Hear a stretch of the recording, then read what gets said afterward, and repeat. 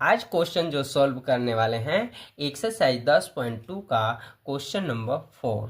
तो विद्यार्थी easy concept के साथ ये भी क्वेश्चन को सॉल्व करेंगे, वो भी दो फिगर के द्वारा, ठीक है, यानी दो आकृति के द्वारा। तो चलिए क्वेश्चन को स्टार्ट करते हैं। सिद्ध कीजिए। देखिए ये भी सिद्ध करना है। क्या सिद्ध करना है? किसी वृत्त के किसी व्यास के सिरों पर, तो आप वृत्त तो जानते ही है और व्यास आप भी जानते हैं। तो व्यास के सिरों पर जो व्यास होंगे उनके सिरों पर खींची गई स्पर्श रेखा है और वहीं खींची गई स्पर्श रेखाएं समांतर होती है, यही प्रूव करना है। तो चलिए हम लोग विद्यार्थी आकृति के द्वारा समझ लेते हैं। तो देखिए वृत्त हो गया और वृत्त में व्यास हो गई, जिस व्यास का नाम ए बी है, ठीक है। तो व्यास के सिरों पर व्यास, ये देख रहे हैं व्यास है, ये व्यास है, तो व्यास का नाम ए है और व्यास का नाम इधर बी है, ठीक है। तो इन व्यासों के सिरों पर खींची गई स्पर्श रेखा समांतर होती है, यही तो हमें सिद्ध करना है, ठीक है। तो चलिए पहले पहला फिगर हम लोग सॉल्व करते हैं।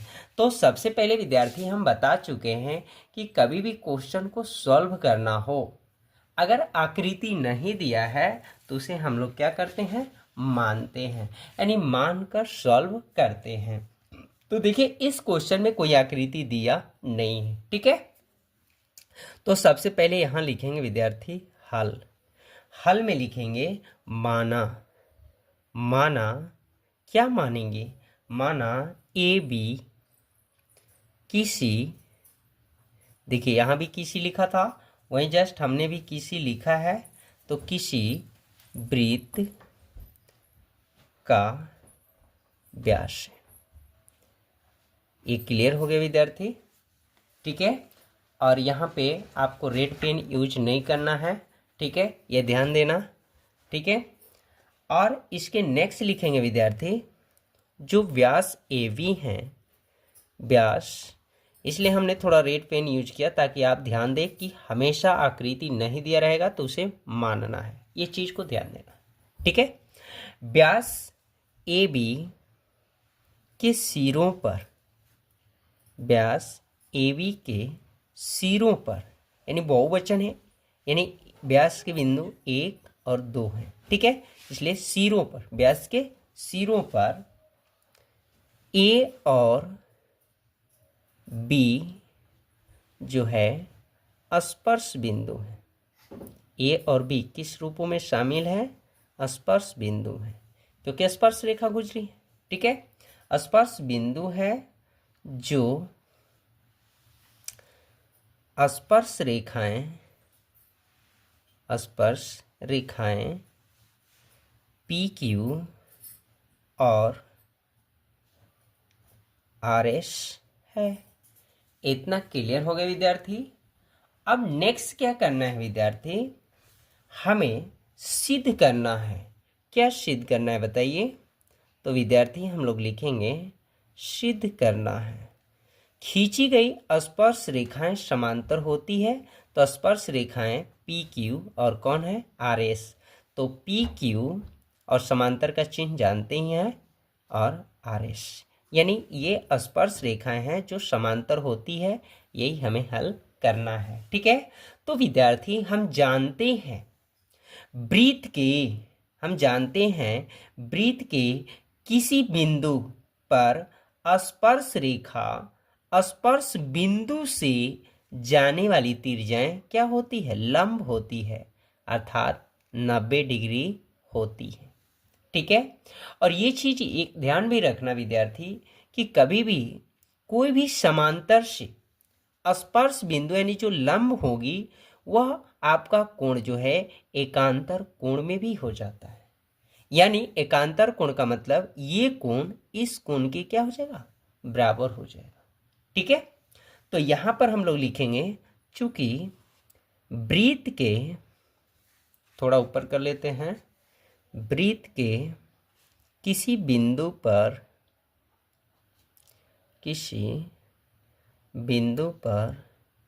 स्पर्श रेखा स्पर्श बिंदु से, कौन बिंदु से? स्पर्श बिंदु से जाने वाली, थोड़ा ऊपर कर लेते हैं, जाने वाली त्रिज्या पर क्या होती है, अभी हमने बोला लंब होती है। ये नोट कर लेंगे विद्यार्थी। अर्थात लंब की वैल्यू अब लिखेंगे विद्यार्थी, ओ बी लंब आर एस, ओ ए लंब पी क्यू। यहाँ लिखेंगे ओ ए लंब पी क्यू, या हम लोग लिख सकते विद्यार्थी ए बी लंब, यहाँ से भी लंब ले सकते हैं, ए बी लंब पी क्यू, तथा और लिख लेंगे ओ बी लंब, अब इस वाले स्पर्श रेखा का लंब हो गया, अब इस वाला स्पर्श का भी हो गया, तो इस तरह वही भी होगा। ठीक है, ओ बी लंब आर एस या ए बी लंब आर एस। ठीक है, इतना क्लियर हो गया विद्यार्थी। तो विद्यार्थी अर्थात कोण ए की वैल्यू जो है कोण बी के क्या होगा, बराबर होगा। तो हम लोग लिखेंगे यहाँ विद्यार्थी, जो ये स्पर्श रेखा की घटना पहला हुआ और ये स्पर्श रेखा की घटना दूसरा हुआ। ठीक है, थोड़ा सा ऊपर कर लेते हैं विद्यार्थी। तो लिखेंगे स्पर्श रेखा की घटना पहला समीकरण 1 एवं समीकरण 2 से। ठीक है, तो अब हम लोग लिखेंगे विद्यार्थी, जो पी क्यू लंब है ए बी लंब आर एस की क्या है, इक्वल है, क्योंकि पी क्यू का भी लंब ए बी, आर एस का भी लंब ए बी है। अर्थात ये कोण इस कोण के क्या है, समान है और 90 डिग्री है। ठीक है, तो लिखेंगे विद्यार्थी कोण, थोड़ा सा ऊपर कर लेते हैं, कोण P A B equal to कोण ए बी एस बराबर 90 डिग्री। देखिए कोण P A B equal to A B S या ए बी आर, या ऐसे भी लिख सकते हैं, जैसे पी ए बी है तो क्यू ए बी लिख सकते हैं। तीनों से आपका समकोण एंगल होना चाहिए। ठीक है, इतना कर लिए विद्यार्थी। तो ये क्यों हुआ, तो लिखेंगे परंतु दो समांतर रेखाएं या रेखाओं के एकांतर कोण है जो उन्हें तिर्यक रेखा काटती है। इसलिए पी क्यू समांतर आर एस, ये क्या हो गया विद्यार्थी, प्रूव्ड हो गया। ठीक है, अब यहाँ पर थोड़ा सा दिखा दे विद्यार्थी, एक और फिगर के अनुसार आप हल कर सकते हैं। तो देखिए यहाँ पे एक फिगर यहाँ है विद्यार्थी, देखिए ये वृत्त हैं और वृत्त के ये व्यास हैं, तो व्यास के सिरों पर खींची गई स्पर्श रेखाएं समांतर होती है।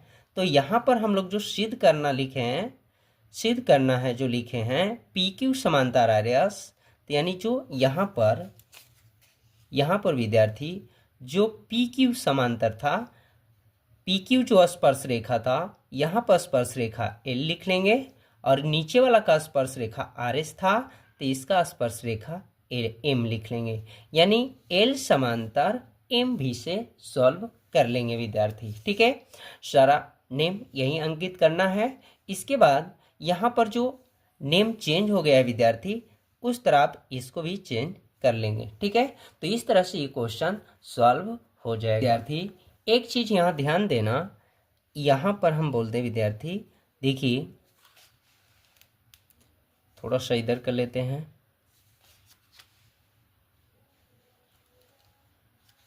थोड़ा फिगर और इधर ले लेते हैं विद्यार्थी। यहाँ पर देखिए ये जो लंब है इक्वल हुए हैं, कोण पी ए बी ये भाग लिए हैं और इधर का भाग ए बी एस ABS, यानी ये कोण जो है इस कोण के बराबर है। क्यों? क्योंकि यहाँ क्या है, समांतर का वैल्यू एकांतर कोण है।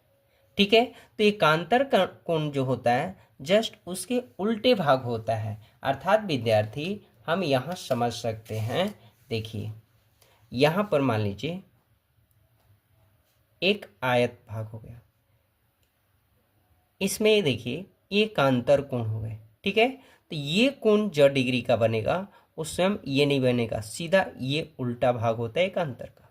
तो कभी भी समांतर हो तो उसके एकांतर कोण भाग जो होता है जस्ट उसके उल्टे होते हैं, यानी ये अगर 60 है तो इसके नीचे वाला भाग 60 होगा। तो इसीलिए ये एकांतर कोण का नाम लिखकर फिर ये एकांतर का लिखना है, ये चीज़ को ध्यान रखना है।